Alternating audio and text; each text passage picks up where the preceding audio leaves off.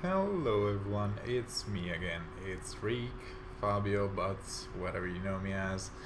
I just wanted to thank you guys for the support that you guys showed on the Infantry Pulse video. I decided, since on the subreddit there's a lot of the same questions being repeated over and over, that I should start doing a new series. I decided to call it All the Builds because there are so many builds for Aether Raids units that you might encounter, that you might not encounter, but you could try building your already own units for, that I feel it's worth looking into. I have divided the videos I'm making on the series into 6 sections. I might do a 7th one, I'm not sure yet. But the video that I want to start with is about support units. Support units are my favorite because you can use them on defense, you can use them on offense. Sometimes you might recycle the same unit with very little differences in their builds. And on offense, on the other hand, you can do some really cool things with your units. As far as supports go, I have divided this list into a few different sections. I have dancers first and foremost, I have babysitters, I have bonus units, that would be Air and Naga, I have Offtanks, and I have a few other units that need some special consideration. So let's go ahead and get started with our dancers. First up, the best support unit in the game. She is so good because she is legendary, and since she is legendary, she can only be used half the time. She is only a scoring unit on offense when it is war season. On defense, you can use her whenever, really. It doesn't matter too much. If you're using defensive mythics, yeah, she is not going to score outside of war season, but it doesn't matter as much. As you can see from my Infantry Pulse video, I use her regardless of the season. So, what makes Legendary Azora such a good hero? Well, she has 2 preference skills. She has her weapon and her special dance skill. Her weapon, Prayer Wheel, has a very unique effect. As long as there is a visible buff on the unit that you are dancing, that buff will be transferred as a visible buffs onto every other stats of said unit. Therefore, if you are using, for example, Horn Attack 4, like I have in this example build, you will be buffing the attack to +7 of your carry at the beginning of your turn. Once you dance that unit, you will be giving +7 into each possible stat, so attack, speed, defense, and resistance. That is a fantastic way to buff your units all in one shot, and it's really powerful. The reason why I'm using the Torrent Dance Seal is because even if the unit that you're dancing does not have a buff on them, the Torrent Dance Seal, it could be any other dance seal, to be honest, it will give the danced units +5 into resistance, but as it gets transferred to all the other stats, by simply dancing any unbuffed unit, you will be giving them +5 to every stat. Her dance skill is also fairly unique. Unlike other dance skills, which so far don't have any other functionalities, Grey Waves makes it so if you are dancing an infantry or a flying unit, they will be able to move 3 squares instead of just 2.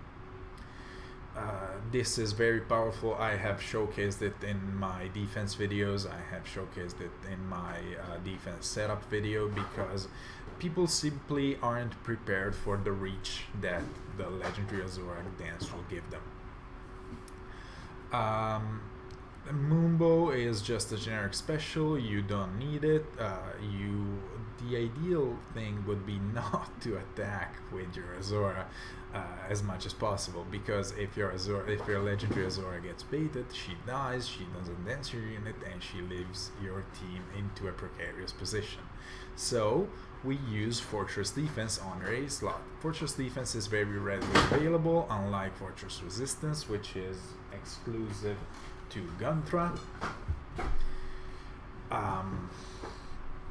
And we all saw the Akaris video. Basically, AI 101 for dancers. If your dancer could deal 5 damage to a unit, they will try to attack them. If you're not able to deal as much as 5 damage, your dancer will choose to dance instead. This is why we try to reduce Azura's attack as much as possible. And also, yeah, it's really a simple usage skill. It doesn't take much at all to really figure it out. As for her, I'm sorry, the cat was messing around. As for her B slot, I really enjoy using Wings of Mercy. I feel that Wings of Mercy allows me to have really unpredictable movement. That is also the reason why some people choose to use Legendary Lucina, because of her special swap skill. She is able to maneuver around really unpredictably. The other option would be the aerobatics that she comes with. It just gives her +1 movement range that is usable in some situations. Some people choose to use guidance as well on Legendary Azora, but that would require you to sacrifice either your C or your Seal slot, and I'm personally not a fan of it. Next up is the 2 Beast Dancers, Leanne and Raisin. Let me just put Raisin over here. They are basically the same unit. Again, we are not looking to attack with our dancers. All we are looking to do is to let the dancers transform, let them move 3 squares. Beast Dancers are basically a hybrid between horses and flying units. My C slot skill of preference on all support units would be Drive Resistance. A more expensive option is Distant Guard, which comes as a free-to-play option on Chronia. However, lots of people really like Chronia. I haven't built mine yet, but I understand that she can be really powerful. So Dry Breath is very easily available on Soleil. It's not hard to get many copies of her.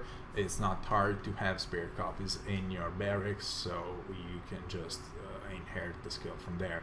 Again, I like Wings of Mercy. Aerobatics is available on a Seal.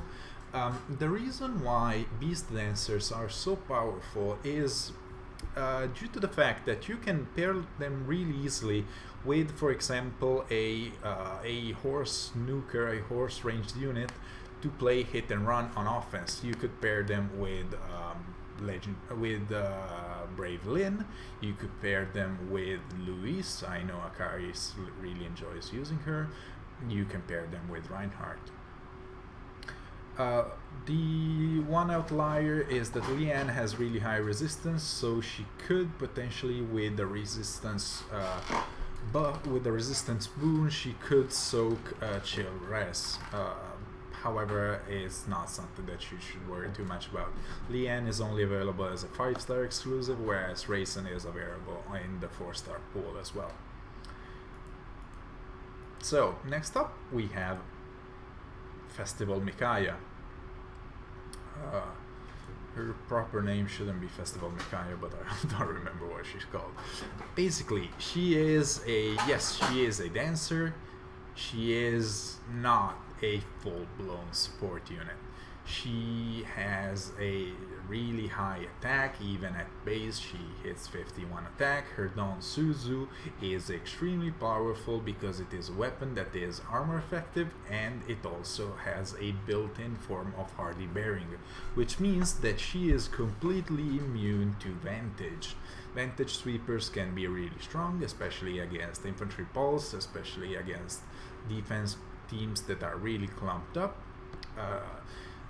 Summer's Dawn Micaiah, she won't be able to spread infantry pulse to other units since her base HP is so low. However, what she is able to do is that she is able to receive infantry pulse and come out of the gate with a pre-charged Luna. Deathblow 4 capitalizes on her initial attack, on her initial nuke factor. She comes with a resistance ploy in her C slot, which she is able to get off somewhat reliably. I'm personally not a big fan of ploys. I'm sorry, the cat is really... she is really excited.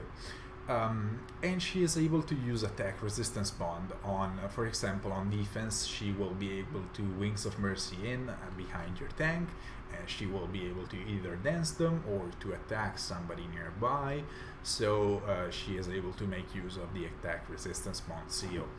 She could be used on offense. Some people like to use her to pair up with, for example, Gale Force units, so that she may jump in, she may nuke, for example, Surtur. It's the classic target for Summer Micaiah. She is able to one-round him really consistently, and yeah, but the major functionality of her main role is as a dancer, as a nuking dancer, either in an infantry pulse team or in a regular team, but she needs her cooldown to be reduced. Next up, Ninian is pretty much the OG high HP dancer, which means that first of all, she can spread infantry pulse. As of now, the most recent patch, she is a free-to-play unit, which is very cool. She is very readily available and very easy to use. Her high HP also means that she is able to run Sudden Panic, which is available on the current Mythic banner from Fallen Female Korin. Sudden Panic has the same effect as a versus weapon. We all know what it does.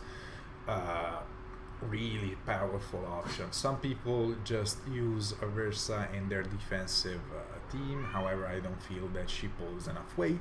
Whereas the Sudden Panic effect is really strong, and you can finally put it on a support unit, on a dedicated dancer, such as Ninian. Her weapon refine is only done so that she will get higher HP. Her high HP matters for two reasons. First of all, as we said, the infantry pulse. If you're not running Ninian on an infantry pulse, you could run Panic Ploy. However, something very important is a very strong counter to dancers is Bridal Fjorm. Bridal Fjorm usually has around 56 to 59 HP with minimal investment. She is a seasonal unit, however her weapon has this special effect which says units in cardinal direction from Bridal Fjorm, as long as they have 3 or more HP lower than Bridal Fjorm, so if Bridal Fjorm has 59 HP, any units at 55 HP or less are affected by Fjorm's effect, which says said units cannot dance and cannot be danced. This is why it's really important to consider your HP on your dancers when building your infantry pulse composition, your defensive compositions, so that you do not get shut down by Bridal Fjorm. I really like Chill Attack Seal. I think it's a very powerful effect. I love the fact that it's available in seal form. I was really lucky in pulling one with plus HP and minus attack, which means that she barely ever gets to attack. And what else? What else? Yeah, that's pretty much it in terms of Ninian, I think. Oh yeah, I don't really support the usage of defensive mythics. I feel that they tend to bog down and make your defensive team comps less focused, so I don't really like using them. This build will allow you to reach really high HP and be immune to Bridal Fjord even without a blessing. Next up is the new addition, Renia.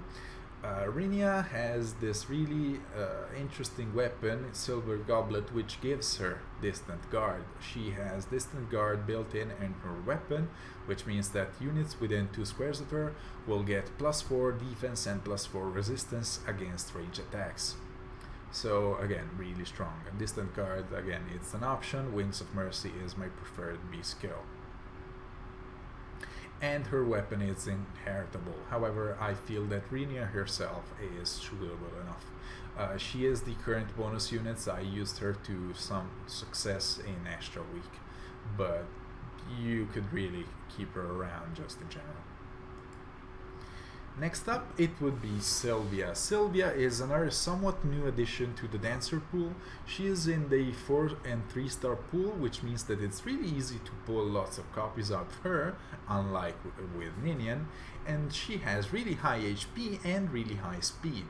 This makes her even more versatile than Ninian, because it allows her to run Gale Force, which is useful if you're using her on offense on a Gale Force team, as well as other various options. In the build that I'm currently showcasing her, she has 61 HP without blessings. However, she needs to sacrifice her seal slot.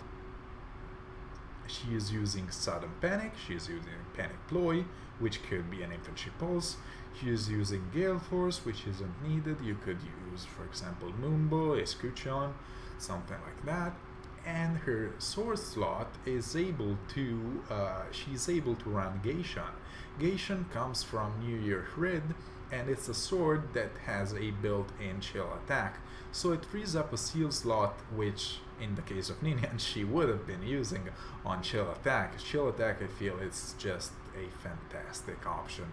I pretty much never have my defense team without it, or my offense team without it. On offense, I run it on one of my seasonal mythic heroes, so either on Air or on Naga.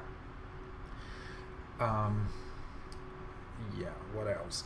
This, on the other hand, is her offensive set. Here she is showcased with an extra blessing, so she has +10 defense from the 2 Nagas. She also has 61 HP. Again, she could run Hone Speed 4 to allow for easier doubles. However, in most cases it's not necessary. Some people even run Infantry Pulse on offense to to just reduce the cooldowns on your carries weapons, on your carries Gale Forces. Basically, what's gonna happen is the main strategy of a Gale Force team is you're gonna get one of your guys low, preferably by stepping onto a lightning trap. You're gonna get the opposing team low. You're gonna send your initiator in. They are going to hit twice, proc their Gale Force. Their HP is going to be low. Actually, they don't need to proc their Gale Force. They just need to be within Wings of Mercy range. As far as the seal slot goes with Gale Force, you're going to have a combination of attack smoke, speed smoke, defense smoke to make the following attacks easier and stronger, as well as potentially Savage Blow. Sylvia is also able to run one of these 4 skills in her C slot. The cool thing is, if you are running Slaying Edge and Gale Force on your Dancer, she will be able to Wings of Mercy in, attack twice, and thanks to Flashing Blade, she will be able to Gale Force herself. But not only is she able to do another turn and dance, she also did some respectable damage. And again, attack speed bond is good because you Wings of Mercy in, and you get the bonus stats. Whereas in general, when you're playing with an Omega tank, you want to keep some distance and you want to create choke points so that people won't be able to attack the unit right behind your Omega tank. In this case, you're the player on the offensive, so you're fine with running bond skills. And you don't have to run, for example, distant defense seals, stuff like that, which would be really high priority in your regular Omega tank setups. Next up for the next session, of course, these aren't all the dancers that are usable. These are the ones that I consider to be top tier. I am going to be showcasing a couple more in a couple different videos, but so far these are the ones that I feel are worth building if you're new to the mode. If you have them in your barracks, just take a look at the builds that I've showcased and see if you can do something with them. Next up we have Babysitters. Babysitters are units that pair up with a tank, with an Omega tank, and buff them and make it so that they can be a carry, they can be an all-around tank and damaging unit. First up, it's Male Corin. Male Corin used to be terrible. He used to be an absolutely unusable unit. But then he got his refine, and that turned him into probably one of the top 3, possibly even top 2 cheerleaders in the game. What his refine does is it says the ally supported unit of Corin, as long as they are within 2 spaces of Corin, they will get +4 to each stat. This is an in-combat buff, which means that you cannot panic it, you cannot remove it in any way. This is really nice, not only because of the +4 bonus stats, but also since Corin is going to be ally supported, he will be giving +1 or +2 to all stats due to his vicinity. Fury 3 is the skill that I choose to run on Corin. It's not really necessary. The cool thing that it does is that it raises Corin's defense so that even without merges, with the defense boom, and for example with Astral Blessing, he reaches really high defense, and that will allow him to potentially soak chill defense away from your tank. I'm sorry. I'm alright. I'm alive. Attack Resistance Link is a very powerful B slot. You will find that most cheerleaders will be running it in most of my builds. This is because, unlike tactics buffs, Attack Resistance Link is something that you can use on demand. So if you're facing, for example, against an Akari's Cavline or anything with panic, you won't be getting panicked unless you decide to apply those buffs. If not, you'll be fine. You won't be getting your +6s. However, you won't be getting your -6s once you get panicked. Here I choose to use swap for my assist. You can use shove, you can use reposition. I personally like swap the most with the tank that I choose to use on Astra Caesar. Next up, here we have Kaden. Kaden is a fantastic babysitter. However, he is really all or nothing. His weapon says, as long as there is a visible buff on Kaden, that buff will be transferred also as an in-combat buff, so again immune to panic, onto any unit within two squares of Kaden. So you have Attack Resistance Link, you use shove on your tank, Kaden gets +6 attack, +6 resistance, your carry gets +6 attack, +6 resistance from the link, and then they get another +6 attack and +6 resistance from Kitsune Fang. You need really high HP on Kaden to avoid being affected by Panic Manner. I find that the tank that is best supported by Kaden is regular old Eureka, since she basically since she basically has the reverse of Kitsune Fang on her weapon. So she would get plus 18 attack and resistance from a single attack and resistance link shove from Kaden. It's quite a unique combination. Usually red tanks are not considered the strongest because, well, Ophelia is a thing. She is really dangerous, she is really scary. However, another nuker that is really strong and that many tanks have a hard time preparing for is Sonya, and Eureka deals really well with her. Next up, we would have Lucina, Brave Lucina. Brave Lucina got buffed in a very recent manner, and that shot her popularity really high up. Her weapon is almost the same as Melkorin.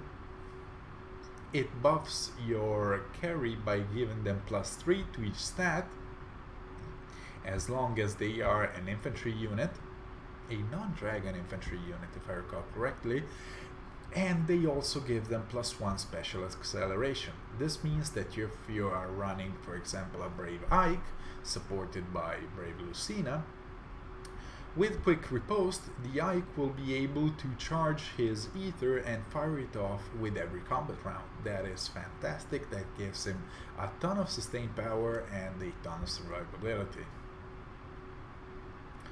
I like Shove on her because Shove or Swap are the best options really on her, since she wants to be somewhat close to your tank, just like Melkorin.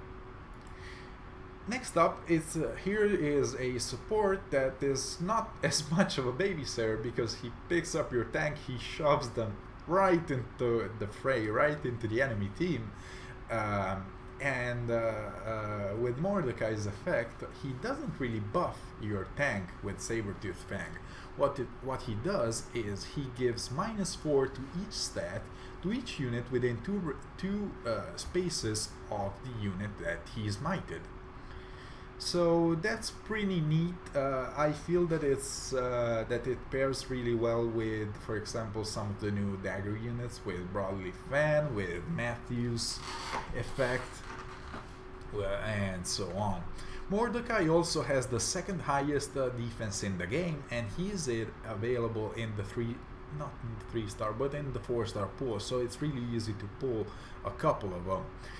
With really high defense, as you can see, Justice +1, he hits 60 defense in Astra Season, which means that most likely he will be soaking chill defense. He also has really high HP, which allows him to run Panic Ploy. I wouldn't really choose to run Sudden Panic on him, because he needs he needs a link skill on his P slot, which again is up to personal preference, but that is an option. Also, I chose to showcase resistant tactics here because it's the stat that was missing from the link. You could run any combination of 3 skills here. You could run even a second tactic and just run 4 buffs with Mordecai. One thing that I want to note is if you are running a flying tank, you will be unable to be affected by a tactics bonus. Since you will be running either 2 copies of Air or 2 copies of Naga, you already have 2 flyers, and tactics buffs only affect units as long as you have 1 or 2 of them. With 3 flyers, such as 2 airs and a flying tank, you won't be able to benefit from the resistance tactics, or any tactics for that matter. This Odin build was showcased in an Akaris video. It's very simple. It's just a quad link. He gets a link on his weapon. He can run the other link on his P slot. He has high HP. He can run Panic Ploy. He is very readily available in the 3 and 4-star pool. He also is a very good source of Moon Buzzkill inheritance, so it's very likely that you might have sacrificed a lot of them, but he is still fine. He does his job. His defenses combined are very good, so he might end up having more total defenses defense plus resistance compared to your tank, which is cool because yeah, that means that your tank isn't as tanky as Odin maybe. However, the cool thing is that you will be able to soak with Odin to soak Dark Shrine buffs, which count the total of defense plus resistance. Next up, we have two units that are really similar. We have Titania and Seth. Their weapons are gem weapons, which give them triangle adept to both of them. Seth gets speed tactics, which is the more rare skill of the two. Titania gets resistance tactics. I don't personally feel that speed tactics is as strong. I use an armor tank on Astra season, so I don't feel the need for a tactics seal. I don't run one. However, these two are a very quick and easy source of +6 bonuses to all stats for a tank. Again, this doesn't affect flying tanks, unfortunately. They both have respectable defenses, but it's unlikely that they're gonna be soaking much in terms of stats. Yeah. Next up, we have Sigrun. Sigrun was a unit from a recent Tempest trial. I just decided to include her because if you choose to be running a flying tank, with this build she very easily gives you +6 to each stat, so that's something to consider. I like using her, for example, during this week. I am using her alongside with Legendary Eliwood, who gives bonus doubler to my tank, so each stat she will get +6 and then another +6. That's really nice, along with ward stacking, which is something that you have available for flying comps, for armor comps, for horse comps, although really only flyer tanks end up using them. But yeah, this is a build that I find myself really enjoying using. It's really cheap to use, it's really cheap to build, it doesn't really take much investment at all. Chill Speed is another seal that I don't find it nearly as useful as Chill Attack, so I am fine using it. I don't feel it's necessary to have on every team of mine. Next up, we have Fallen Takumi. Fallen Takumi, his main niche stands in the fact that on turn 3 he has the Bolt Tower effect from his weapon, along with a Panic Ploy effect on the units affected. So he pairs really well with Kronia. Kronia is a new star carry. She is the new Vantage Sweeper that everybody seems to enjoy. She requires the units that she is fighting to be damaged, so she will be running Savage Blow herself and so on. However, something like a Fallen Takumi will allow you to very easily set up your sweep.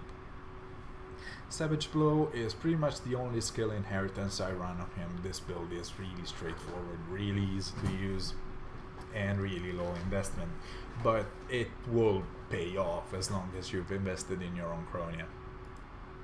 And finally, Veloria. Veloria is the support for Gale Force units on offense. Veloria's weapon, what it does is at the beginning of turn 1, both Veloria and her ally supported unit, they get Quicken Pulse -2, so a 5 cooldown special such as Gale Force becomes a 3 cooldown special. You can pair it up with, for example, a source of Infantry Pulse if you're running Infantry Gale Forcers. Otherwise, you could run Legendary Hector with Ostian Pulse. Otherwise, you could run just a Slaying Weapon and turn your Gale Force into a 2 cooldown special. So, if you're running, for example, Flashing Blade, Heavy Blade, with only 1 hit, even if you one-shot your opponent, your Gale Force will be charged and ready, which, as we mentioned in the Sylvia video, will allow you to start your Wings of Mercy Gale Force chain, and it will allow you to clean up as much as possible of the enemy team and lock up the rest. With Valoria, she wants Quicken Pulse to make it so her own Gale Force goes down to 2 cooldown. I like Darting Blow on her to assure that she doubles without much difficulty. This is easier to run than, for example, a Flashing Blade or a Heavy Blade, so that you may run Valoria even at low merges. Valoria is a 5-star exclusive unit, however, you will find that her speed is insane. Here I am showcasing her with a speed boon, however, even with a speed bane, she already has something like 40 speed with Fury. I have one and she is minus speed, but I still find her to be really strong. And yeah, that's pretty much it for Cheerleaders. I'm sorry, I'm trying to keep the pace pretty brisk because there's really a lot of units to cover. Next up, we have bonus units. Bonus units, that would be Air and Naga. These units you're going to be needing 2 of each for your light and anima seasons. These are a couple builds that you might find useful. So the current build that I'm showcasing is a +10 air.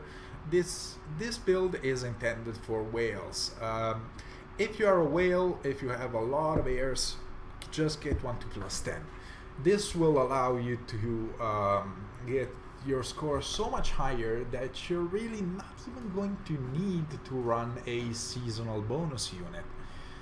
Yes, you can do that. That's gonna be another 20 points per match. However, you're already getting so many points.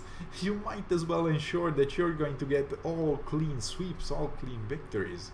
So that is just something to keep in mind. Air really likes running life and death because her natural attack and speed are really high, so this will allow her to soak chill attack, chill speed, as well as light shrine. Broadleaf Fan is the premium dagger. Every dagger unit wants it. It is a fantastic weapon. It gives you bonuses equals to the penalties on your target. So yeah, daggers themselves give penalties, chills are penalties, and so on and so forth. Smite plus a link is very good. It's very commonly, you can really put it on everything. Sparkling Boost is fantastic. It allows you to heal even if you're not in range of your healing tower. You can stack them with multiple air. There are some people I know that choose to run even not just 2 airs but 3 of them for the +15 res and +15 HP. That is a choice that you might want to consider.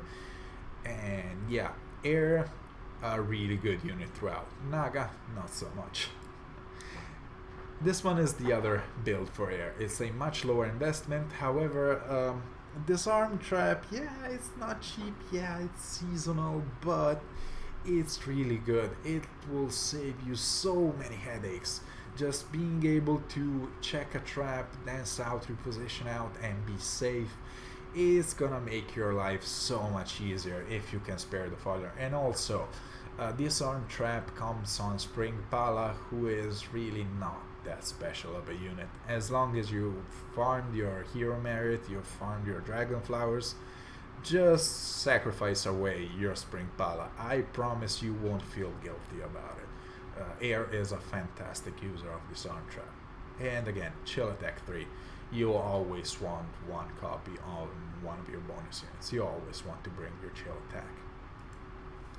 Next up, we have a very low investment Naga. This is something that I run. I like Divine Breath as well as Divine Fang on one Naga, so that this Naga, I know that it's going to buff my other units, and once my other units have Dragon Effectiveness, her own Divine Breath will get a bonus. The A skill, yes, you can change this, yes, you can leave it, same goes for her special, don't worry too much about it. I choose to use lots of chills for my Astra season comp because I tend to retaliate really hard on my tanks. So chills are really strong when you one-shot your opponents, and they become less strong when your opponent's units survive and they get danced. As their stats get refreshed, their chill effects get removed. So if you have a hard-hitting tanks, you want to use lots of chills. If not, you're going to prefer using visible buffs such as links. This is another example of a build. It runs double drives, it runs attack defense link, and it runs lightning breath, which is, of course, it's gonna be much cheaper than running distant counter. Distant counter is still a premium skill, so lightning breath will do the job. It will boost your stats a little bit. I personally don't find the need to counter attack with Naga. In fact, I like my Nagas to be tanking a dancer at the end of a match and allowing me to go and get the ether pots. Next up, for this section, I like to call it Offtanks. These are seasonal legendaries and a couple seasonal units that basically you're going to use them in the case of the legendary units, Robin, Fjorm, and not this one. Fjorm and legendary Robin, you're going to be using them when they are in season, so when they are a bonus unit, so they get bonus stats. They can be really useful, they can be quite nice. Fjorm is a unit that is really doing quite well for herself. She has a distant counter weapon. In Aether Raids, you're not going to want to use her default special and her shield pulse. I find that Noontime is a little bit better. This is a high investment build with bonus doubler. You could use anything really on her A slot. Anything to defend her. You could use distant defense, for example, anything like that. For her B slot, you could run guard, you can run dull ranged. Both are very good options. As for her special, there is quite a debate on Noontime versus Soul on infantry tanks, on physical tanks. Basically, if you have to decide, you want Noontime on units that either attack really fast either attack really slow or have cooldown acceleration, so that you are able to use it every combat step. Otherwise, the thing is, think about it like this: if you're going to get hit and then retaliate twice, your second attack is not going to be doing a lot of damage. It's just going to be finishing your opponent. It's going to be doing less than 50% of their HP. This means that the heal from Noontime is not going to be that strong. So in that case, if you know you're going to double, you might prefer running Soul instead. Otherwise, Noontime is just fine. The other example here, I have Fallen Legendary Robin. She is female legendary Robin. Yeah, she is fine. She has personally let me down a lot. I don't like running a healing set on her. I really prefer running Vantage along with Bonfire. I find that she gets some really nice retaliation kills, especially with Fierce Stance. But really, I would not choose to run her as my main tank. She doesn't really do enough for me. Her defenses aren't high enough. She has a lot of points and speed, but for a tank they are not the best allocations really. And as you can see, her res is nothing to write home about. Some people choose to run lightning breath on her. Since you can refine it, yeah, you're going to be doing less damage. You're going to have, however, a little bit more HP, a little bit more resistance, for example. I have chosen to showcase her with a couple merges and with one Dragonflower just to show you what you could expect out of her stats pool, but I don't really see too much in her, to be honest. Next up, we have regular female Robin. She is a tank whose function is mainly to tank legendary all. She can tank Ophelia as well, of course, being a green unit with a Raving Tome effect. She also has Tactical Gale, which is it's a +4 Spectrum, the Spectrum Tactics, I guess you could call it. For allies which you have 2 or less of for their movement class, they get +4 to each stat. It's the same effect that Astram has in his weapon. However, being that Robin is a ranged unit, she's green, she is slightly more, we could say, slightly more versatile. She needs quick riposte because her attack and speed are pitifully low.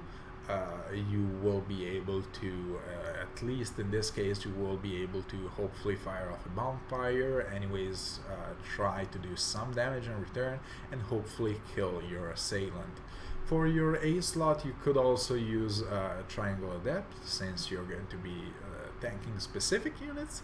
In this case, really just Ophelia and Legendary Ulm, and maybe a couple daggers if you want, but I wouldn't count too much on it. Since you have a Raven Tome effect, you could also tank staff users, which is why I chose to put no counter disrupt on her.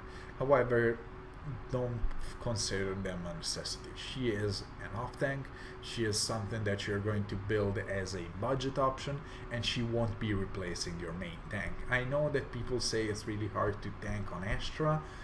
I sort of agree, however I don't really have too much trouble. I have reached tier 26 a couple times with just a simple Brave Hector.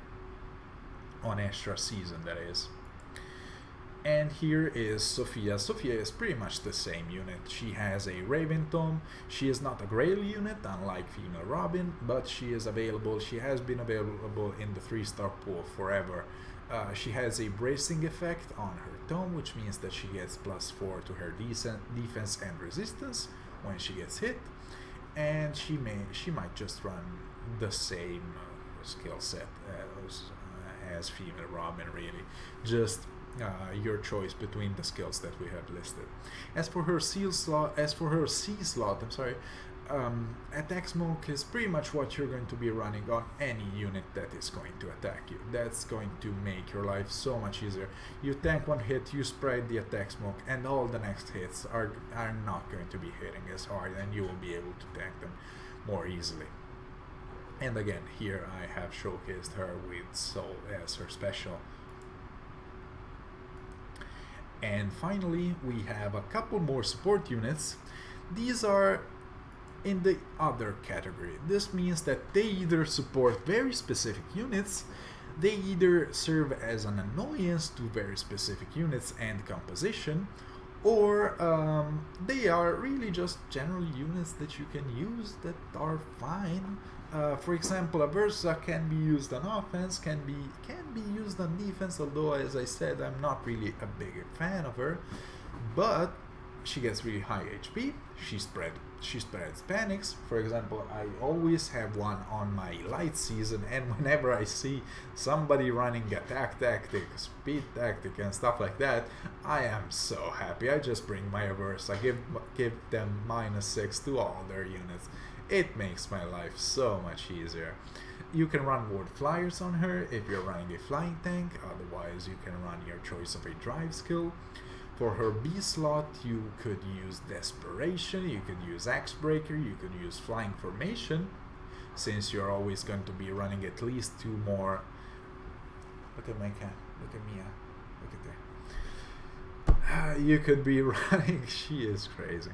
You could be running Flyer Formation, of course, since you already have 2 more flyers that will allow you to reposition very easily. She doesn't really need to run just HP +5 on her A and seal slot. She can run HP and speed, so she can reach a respectable high speed number. Really, I really enjoy her, and I also bring her around when I know that I'm facing against a Surtur. She really kills him without any trouble. She might need 2 rounds of combat, but she's totally fine against her. Next up, as I mentioned earlier, Bridal Fjord. As you can see, 65 HP with an HP boon with 1 Dragonflower and 1 Merge, which means that any unit to be able to To survive, to ignore her weapon effect, they will need to have 68. No, they will need to have 62 HP. So yeah, Restore Plus is the best healing special pretty much. It allows you to reverse panic and effects like that. Miracle is just the healing special that you want to run. You could use another healing special, but Miracle, it's gonna save you much more often than you think. It seems silly, but it's really hard to keep into account when you have a bunch of other stuff available to you, and especially since you have Restore, you can restore units that are debuffed even if they are on full HP, so you can make your Miracle counter tick with every turn, even without attacking. She is running mixed HP skills both on her A and S slot. Here she is running Sudden Panic. She could really run anything else on her B slot, and Ground Orders on her C slot is really fine. It allows you to reposition so much easily. Next up here is Legendary Eliwood. He is, again, I mentioned it before, he gives your unit with the most attack other than him, he gives them bonus doubler, so any visible buffs are counted also as in combat buffs. His preference C slot gives the unit with the most attack on your team +6 to attack and defense, so he pairs really well with Naga in Astra season, since they count for your dragon slot. And yeah, he's really easy to use. Don't try to leave him in range of Legendary Azora, because she will double him and kill him. So keep him safe. She is just there to buff your tank, pretty much. And maybe clean up, because Death Blow 4. But don't really use him for combat. Keep him safe, trust me. Next up we have Big Booby Loki. She is also a really high HP healer. She is mainly used on offense because she is a portable tactics rogue. Her weapon Thok makes the units in cardinal directions that have lower HP than her. It blocks their movement to one square. So with many movement traps, with many infantry pulse, Wings of Mercy setups, she will get people stuck. She will get people blocked up and unable to move and unable to maneuver, and it will allow you to run circles around them. It's not something that you're going to be maybe using every season. Some seasons you might have her on your teams but not run her, but in some cases you're really going to find that, yeah, I'm really happy I brought Loki, and yeah, that's pretty much her niche. She can run Sudden Panic, she can run Panic Ploy, she comes with colorless dual infantry, which isn't really special for Aether Raids, but it's +5 HP. Yeah. And next up, this is a little bit of a sadder option. When he first got his refined, Marth was really good. Then he got power creeped. He got power creeped by Melkorin, then by Brave Lucina, and yeah. His Falchion Refine gives +2 buffs to every stat, to every unit within 2 squares of him. It's not much. It's just +2 to each stat. If you feel that, for example, if you're building your team and you've already used your Melkorin on the other season and you don't have a Legendary Lucina, stuff like that, yeah, you could use a Marth, especially if you already had him with the Refine in your barracks.